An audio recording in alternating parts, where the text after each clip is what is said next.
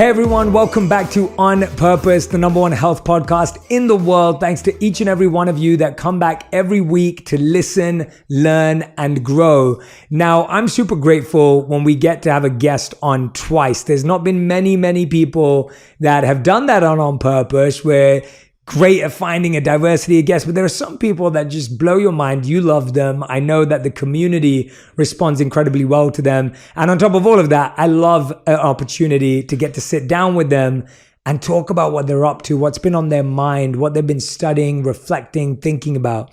Now, today's guest is someone who came on a couple of years ago and blew our minds. His name, and someone that you all know, is called Zachary Levi, one of the most versatile actors in Hollywood with critically acclaimed roles in TV, film, and on Broadway. Zach's career catapulted as the lead and fan favorite Chuck in the hit NBC series, and Zach demonstrated his range as a Tony Award nominee for Best Actor in a musical in She Loves Me. His impressive vocals landed him a leading role in the Disney Academy Award nominated Best Original Song, and the list goes on and on. I recently saw him in American Underdog, which I absolutely loved. Shazam was the reason he was on last time. But right now, what Zach's done is that he has created and written his first ever book. And today we're going to get to dive into it. We're going to have it in the caption so you can order it right away. You're going to find it in the links. I'm so excited to talk to my dear friend, an awesome human being, about his new book,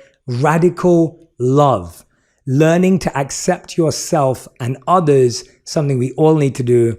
Zach, thank you so much for being on Purpose. It's so great to be with you. So happy to be back. So happy to see your face.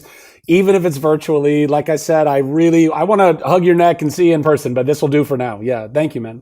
No, I appreciate you, man. And I meant it. Like last time you came on, there was just this beautiful energy in the room. I remember you were like sweating buckets as well.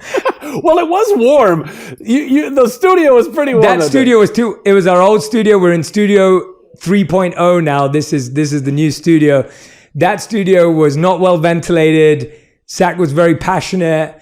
I didn't know how to stop him to offer him anything because he was so in tune and aligned. And I was like, I guess we just have to like sweat together. Anyway, for you to write a book, I mean, you could have written many things. You could have written a full autobiography. You could have written about your experiences, which you do, of course, in the book in a deep way.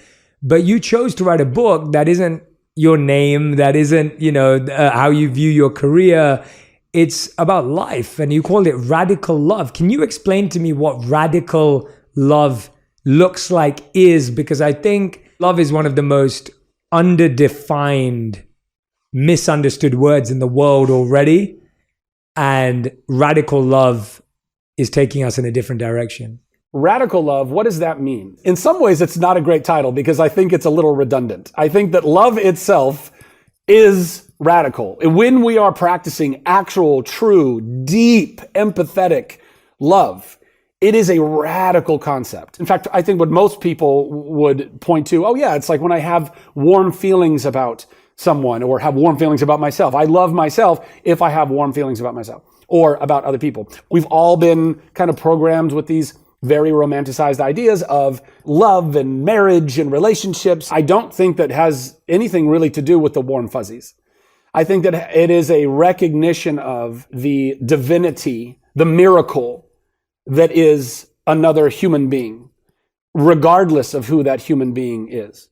To love who loves you that's patty cake. That's babies. That's child's play.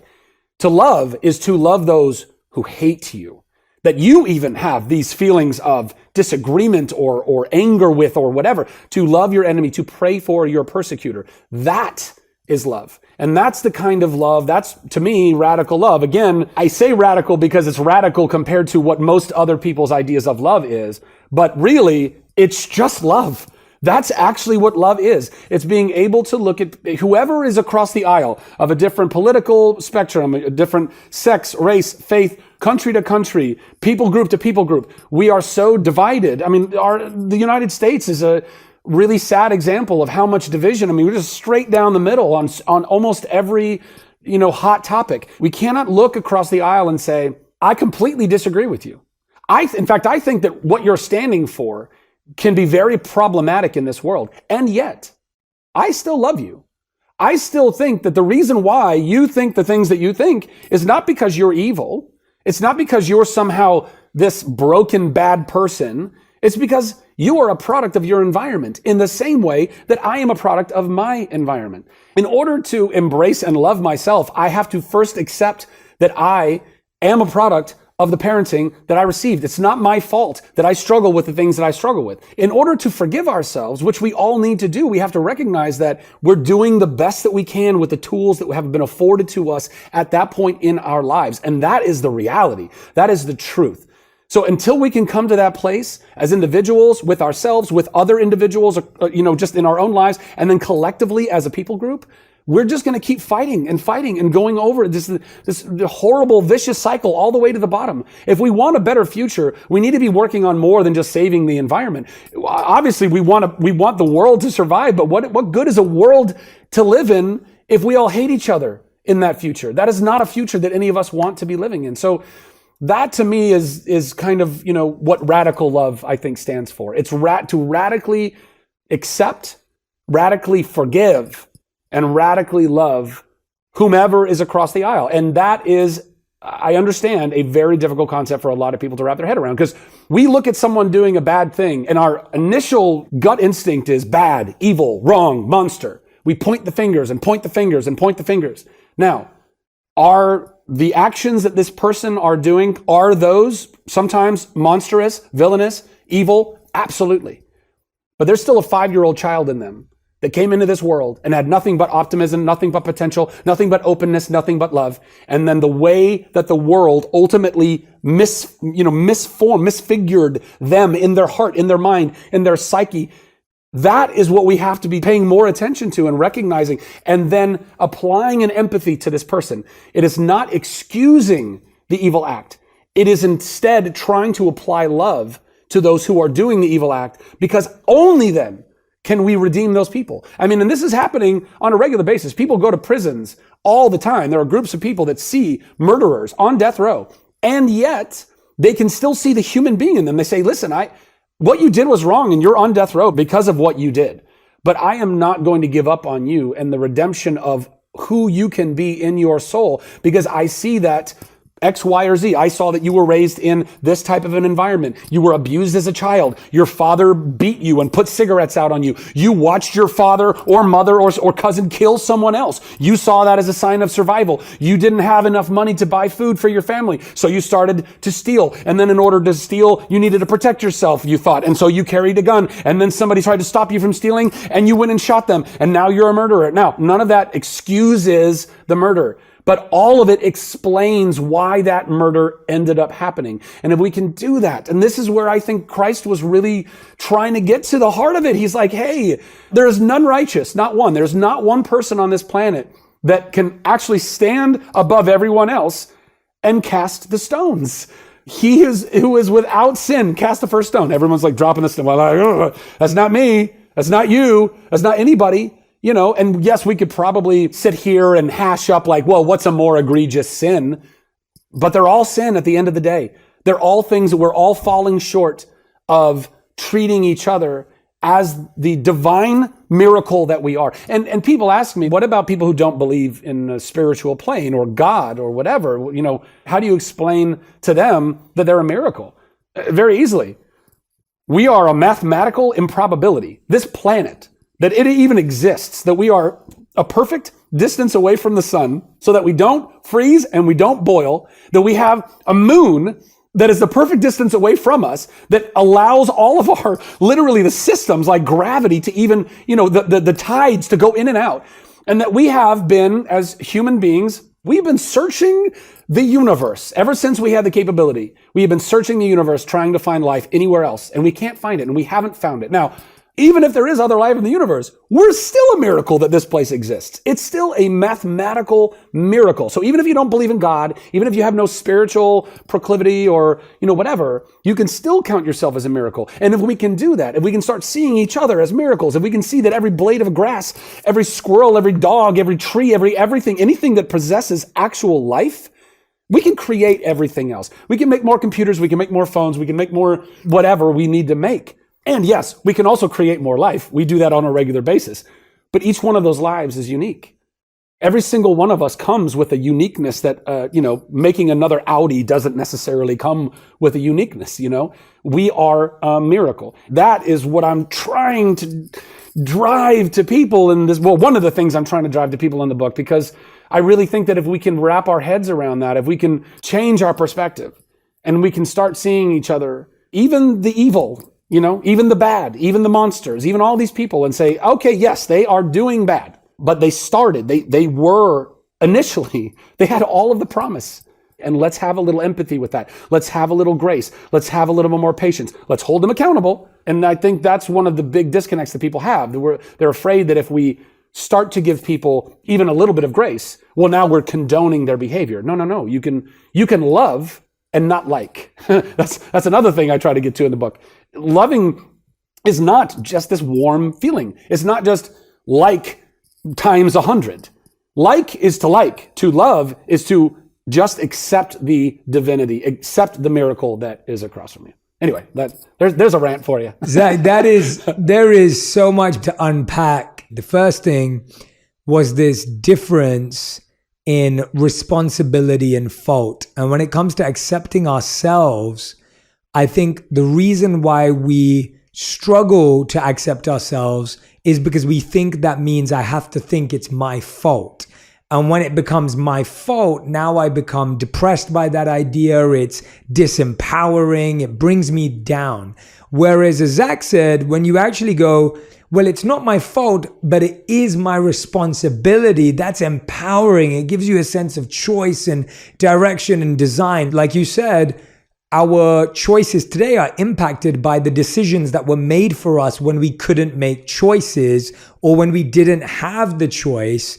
And so that's the part that's not our fault. But now, as we get wiser and older and more mature and more experienced, we now can take that responsibility. So I thought that was a really clear concept. The second thing that I wanted to unpack from what you said, which is really special, was the difference between excluding and explaining. So you were talking about how someone's actions don't exclude them for what's coming for them, but really we need to seek the explanation. We need to understand how they got there. It's the context, the complexity. It's one of the reasons why I really appreciate. It's the why. It's the why. It's one of the reasons why I appreciated the movie The Joker, because to me, looking at a very fictional character, of course, but you start to recognize that even this villain that we have hated or disliked for so many years has a backstory. And often we tell our heroes' backstories and origin stories, but we don't tell the villains' backstories or origin stories. And there's a lot to be gained from that because, yes, nothing is excluded. Everyone should be held accountable. People should not be allowed to get away with things, but we might be able to reduce this happening in the future if we were to learn how these people are made. And talking about your Audi example, it actually does align because if you and I got an Audi on the same day and it was the same model, but you treated yours badly and I treated mine well, in 10 years' time, you're going to see the exact same difference, and that uniqueness is going to be made by how it's treated. So I just wanted to unpack that for everyone because I think you shared such a breadth of insight there, and I just wanted to pick at a few of those things. So I love that you brought up The Joker because that movie, I was so grateful that it was made because it, to me, was one of the most important movies I had ever seen that dealt with mental health. I was like, how it took a DC, and I love that it's DC too, because that's my family, but it took DC making this movie about this villain to really highlight the incredibly powerful effects of trauma, like real horrible trauma and what that does to a human being. There's that saying, every villain is the hero of their own story, right? Or everyone is the hero of their own story, including villains. And one of the coolest things about being an actor is that it's very much based on empathy. The whole idea is that you are looking at something that is outside of you, a character, a person, and you're trying to understand them so that you can bring them to life in an honest way. Now, if you're playing a quote unquote bad guy, well, guess what? Bad guys don't think they're bad guys. Bad guys think that they're doing the right thing, whatever that is. Now, it might be super twisted. It might come from all the wrong places, but their logic has brought them to there because of whatever traumas they've experienced prior to that. There are not a lot of people doing bad in the world that are sitting around twisting their proverbial mustache and being like, ooh, I can't wait to do these bad things. No, it's very hard for us to wrap our head around, but that is the truth. In order to understand why people are doing what they're doing, which is what we, like you're saying, we have to get to the bottom of it. It does not excuse. It explains. Excusing, explaining. And to explain builds empathy. It helps us to understand why people do what they do, and therefore helps us to hopefully condition them away from doing those things if we can find them early enough. Instead of, let's say you meet somebody and you know that they're about to or thinking about doing this horrible thing. Now, the knee-jerk reaction is, oh my God, they're a monster. I can't believe it. No. As opposed to, oh, you are hurting inside. Let's sit down. Let me be a conduit of love in your life so that you don't feel the necessity to go do these. What if people saw that and said, oh man, you know what? I think this guy might be very close to going and doing something really bad.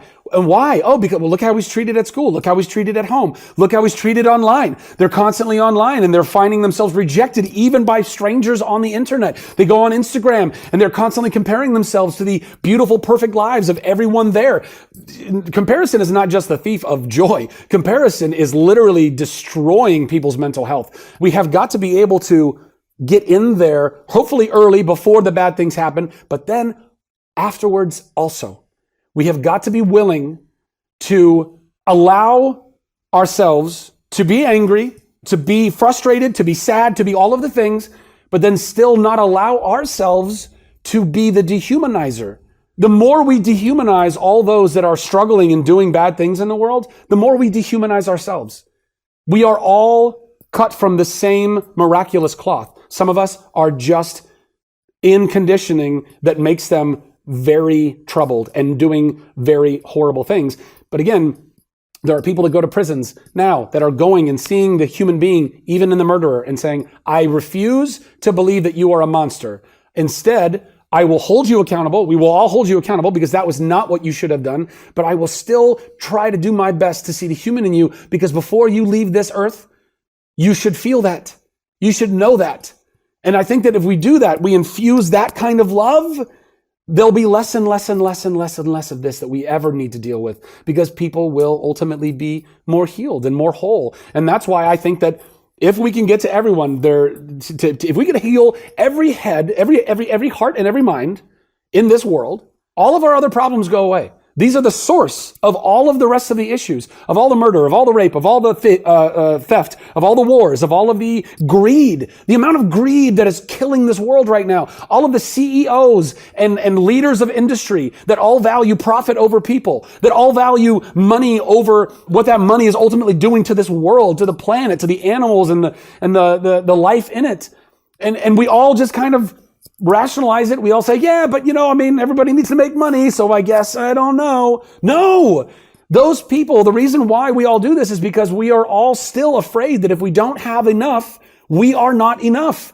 And that is one of the greatest lies. And the CEOs that get to the tops of these companies, though, if we can get to them instead of what so many people want to do, which is dehumanize and vilify them and say, you're the 1% and you don't care. Maybe all that is somewhat true on some level, but guess what? They're still also a child of God. They are also still a divine, miraculous life.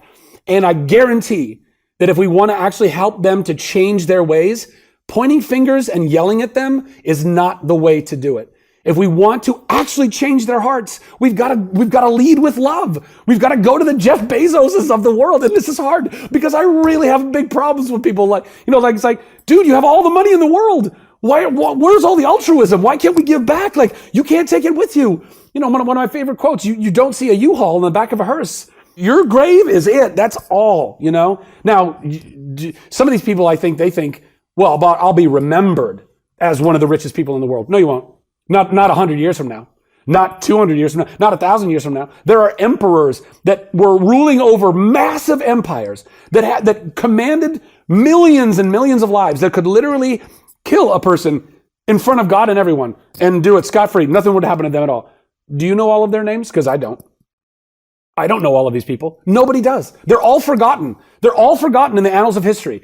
Very few of them ever get written down. And if they are written down, it's a little footnote. It's like, oh yeah, and that person existed. But nothing of really any value. They're not looked at as like, oh, these were the great people of the world. They're not, if they're even remembered at all. So if we can get to the ultra wealthy of the world, these leaders of industry, and say, hey, listen, there's nothing wrong with going and taking care of yourself, you and yours, and making money, fine, go do it. But don't do it at the expense of other people's lives. Don't do it at the expense of your entire workforce. Don't do it at the expense of the environment. Don't do it at the expense of this miracle of a world that we have. But we can't do that through hate. We can't hate our way to a better future. We can only love our way there. That is the bottom line. And it takes this radical love. We struggle as human beings to allow two things to exist at one time. So the idea, as you said, is you can love someone but not like what they do. That's allowing two opposite, separate ideas to exist at the same time. Or the idea that I disagree with this person, but I have to connect with them and communicate with them in a way that will help them shift. And I may have to be more patient. It may take longer. But guess what? If it takes me longer, it will probably last longer as well. If you shout at someone, they may change their behavior right now, but they'll go back to doing what they were doing a few moments later, just like you do with a child. Like if you shout at a child and it may stop playing the video game or whatever it is because it's scared, but then a few moments later, it still wants to play the video game. Whereas if a child is engaged with and connected with and communicated with and educated in what may be a better use of its time, it just starts to transform, and that requires love, and it requires empathy, and it requires patience. And I think because we've never received that ourselves, we find it so hard to go out there and give it to others. I mean, in the first section of your book, the first chapter, you call it Stop Running. When we bring this back, because we've talked a lot about like the most big, extreme, global macro issues of how this idea cascades across the world. But when we look at it, as you said at the start, like it starts from us. And so what do you think, Zach, what are we running from and what are we running towards? Or are we just running nowhere? You know, in my case, and I think this is the case probably for a lot of people, but in my case, it was running from the pain. And I didn't even know it. I mean, that's part of the tricky thing about this, like, you can give somebody advice that absolutely applies to their life. But if they don't recognize that they're doing that thing, they think, no, I'm good. I mean, for so long in my life, I had been given certain pieces of advice, like maybe do this or maybe do that. But in my mind, I was cool. I was like, I get that for somebody else, but for me, I'm okay. I didn't realize until I had this massive breakdown that I had been running away from so much of what I had been trying to survive. And I do think that's pretty applicable to most people. As a child, your ego is essential. It is your survival suit. It is your life raft. It is the thing that protects you from all of the trauma that you experience. I mean, it's a thing that, particularly like, not particularly, but using, again, an extreme example, there are people that are able to disassociate from themselves when they are sexually abused as children. Because how else is a child supposed to process that? So many of these cases, the ego steps in. The ego is there to protect the psyche. And it says, you're not here right now. You're good. You're not here right now. You're somewhere else. This isn't really you. And then that child learns how to now disassociate. Well, that was great for then, but that becomes a massive problem later on in life if you don't ultimately heal from that, if you don't learn that that's what you're doing and heal from that. So the ego ultimately is this incredible gift, but that becomes an incredible hindrance. It becomes an incredible weight on us. In the book I talk about, it's almost like this exoskeleton or this, suit of armor. It's this incredible thing. You're walking around and people are swinging clubs and things at you, and the armor's taking all the hits. But the armor is getting dented and chinked and cut up. And, so you end up walking around. By the time you're 35 years old, if you're still depending on this suit of armor, you don't realize how malformed you are. You think you're walking smooth and straight, but you're really with a limp and you're doing this all because you're stuck in this contorted armor. And that armor is only supposed to serve us up to that point. And then, we can argue or debate about, some people, they like to use wording like, death to the ego or kill the ego. And other people are like, no, befriend the ego or whatever that is. However you want to word it, I think at the end of the day, it's something that we all need to realize is a beautiful necessity in our lives as we are children particularly. And then eventually it does not serve us in the positive way that it once did. And ultimately being grateful for it, but allowing it to not be the armor that we need anymore because we are doing the work on healing ourselves and enlightening ourselves so that when things do come at us, we're able to evade. We're able to, judo them by us. We're not just they're not hitting us anymore because we're now more mature in our thought process and in our feelings. I was constantly running because I was constantly trying to survive. As a child, I didn't realize just how traumatic it was. To me, if you're growing up in chaos, you just kind of assume that's normal. The standard is what it is. If you don't grow up in chaos, you assume that's normal. Now, I thought when I would go to normal, friends' homes and things, I just assumed, well, people are putting on airs or they're putting on appearances. But when I'm not here, it gets crazy like it gets crazy at my house. Not realizing that I was really in a massive, massive survival mode. I mean, my sympathetic nervous system, even to this day, it's something that I have to work on very constantly because we want to be in our parasympathetic. We want to be in a relaxed, rest and digest mode most of the time. We don't want to be in this, again, incredible gift that our bodies were given, which is the sympathetic, which is to survive, which is to run away from the saber-toothed tiger, which is to not be killed by a trampling elephant, or going and running after an antelope to go hunt it and bring it back to your camp. These are all things that our bodies evolutionarily have these beautiful, amazing gifts, but they're constantly activated now, almost more than ever, because survival is no longer running away from the beast or chasing the thing to hunt or getting out of, the elements. We all have a roof, not all of us, but a lot of the world, more than ever before in human history, have some kind of a roof over their head, some kind of clothes on their back, some kind of food in their stomach. And survival has now become money because money can pay for all of those things. And so our pursuit, all of our collective pursuit for more of this is keeping us all engaged in this survival mode. And I was running from all of that, trying to survive, and then running to, where do I find my worth? Where do I find my identity? Where do I find these other things that ultimately give me this purpose and this worth? And how do I survive now in this other world? So that's what I ran from, and that's where I ran to. And ultimately, all of that is really unhealthy because you need to be able to just sit with yourself and recognize that nothing gives you worth or value outside of the fact that you are here. The fact that you are alive means that you are a miracle. If that alone, if we could get people to the point of recognizing that, holy crap, that should be enough, hopefully, to be able to say, I love myself. I can't believe it. What a lucky thing that I got. Poof, I'm here. I'm in this existence. That will hopefully help us to stop running from things and sit and be present. I think the challenge I see that people have as you address in this book, and that's why I really appreciate what you've done with this book. Like Zach talks about like how to get help, how to be open, how to share your story, right? Like the book is a systematic approach in the journey that we're talking about in this very macro way today, because the book lays out the steps that you have to take. So if anyone's listening to us right now and going like, that's what I want to do, that's what I want to figure out, the book actually walks you through that journey. And Zach, I want to ask you this question because I feel like that journey, as you said at the beginning, to radical love often feels so far away because we haven't been trained that way. We haven't experienced that. We didn't see that. We didn't have access to that growing up. What's the first step? If radical love is the step, what's the first step in that journey that people could take today, tomorrow, this year in their life that makes them feel like they're on that journey? Because what we both also know is that if you try and imitate radical love, or if you try and pretend to practice radical love, that can actually be detrimental to yourself and others because it's not real, right? So I want to hear about that from you.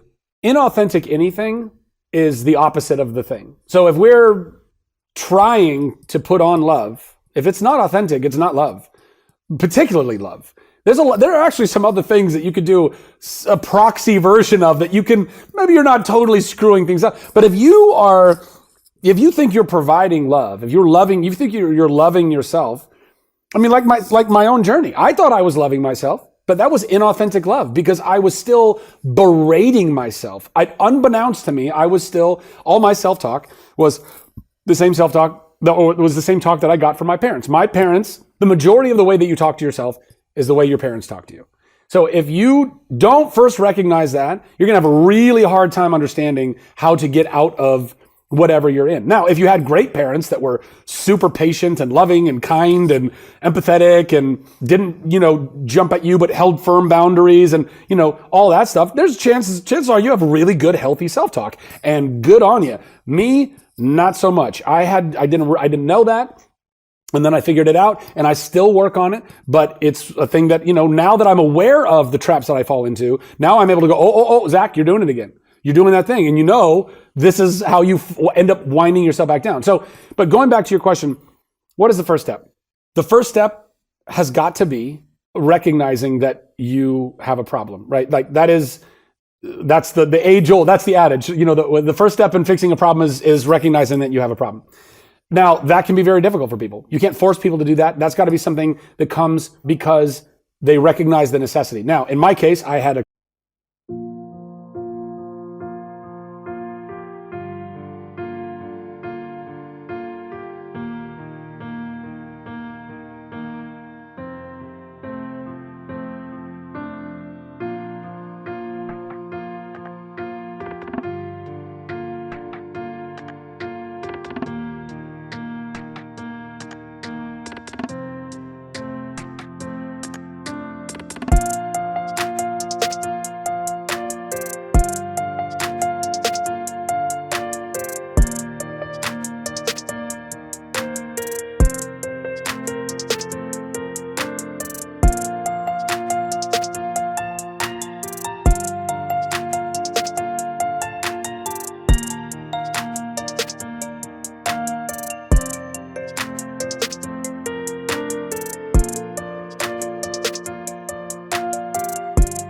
complete mental breakdown.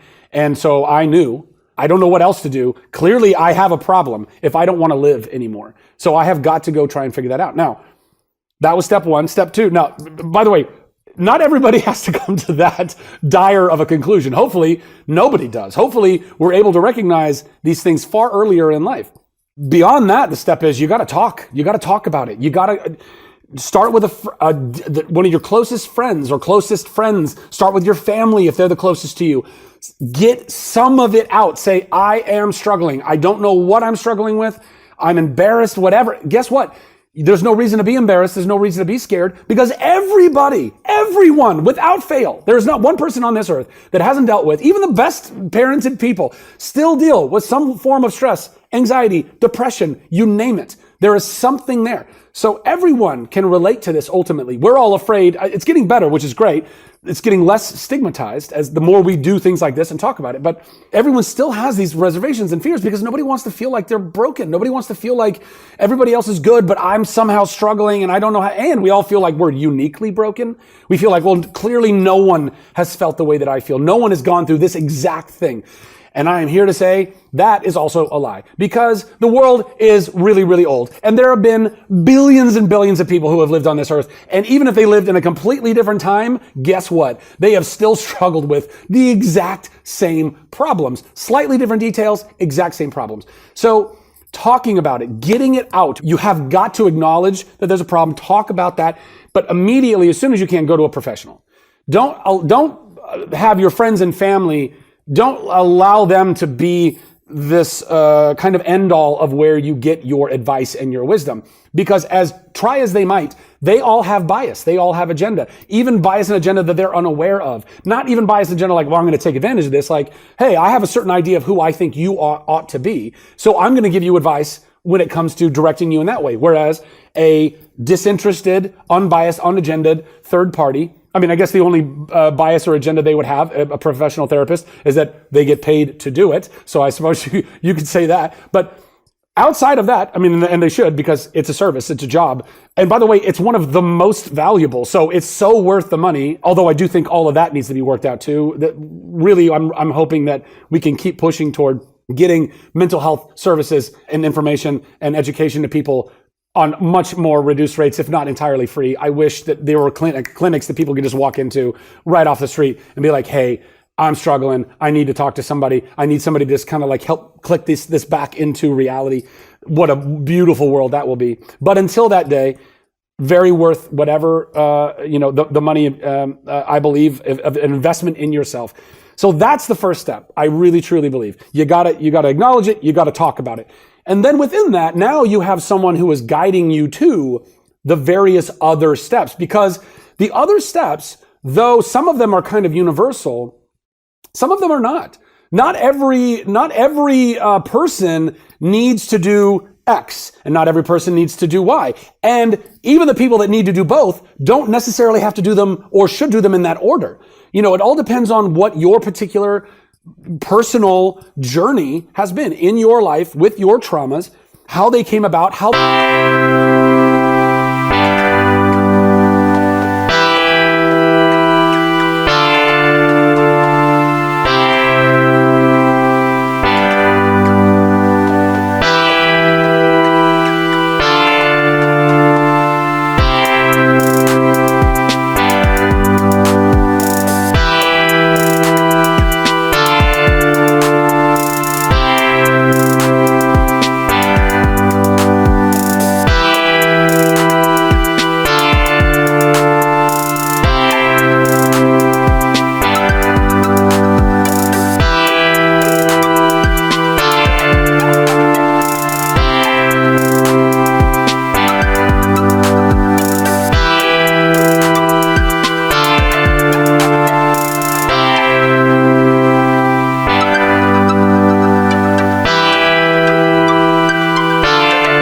they're manifesting in your life right now, how you happen to be struggling or not struggling with them, or don't think you're struggling with them.